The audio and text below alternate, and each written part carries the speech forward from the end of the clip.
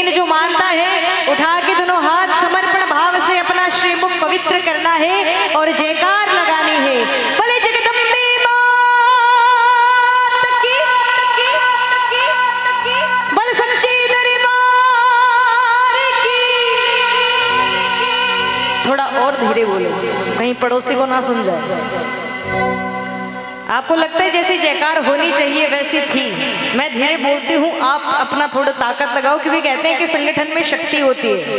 तो एक बार मिलके जयकार, हाथ ऊपर ना करे चाहे बेशक, लेकिन एक बार ऐसी जयकार कि माँ के कानों तक पहुँच जाए और माँ को पता चले कि आज इतने सुंदर सुंदर भक्त विराजमान हुए हैं मेरे दरबार में। आप सभी के ऊपर माँ का बहुत बड़ा आशीर्वाद है, ये आप मान के चलिए।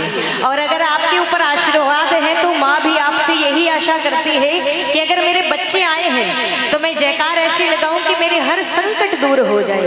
और एक जय में इतनी ताकत है, वो आप, क्योंकि कहते हैं कि प्रत्यक्ष को प्रमाण की आवश्यकता नहीं होती है। तो देखिए एक बार ऐसी जयकार लगाइए, बोले जगदम्बे मात की, बोले सच्चे दरबार की। क्या बात है, आइए। बहुत सुंदर रचना माँ जगदम्बे के चरणों में, क्योंकि नवरात्र चल रहे हैं और आज अष्टमी का दिन है।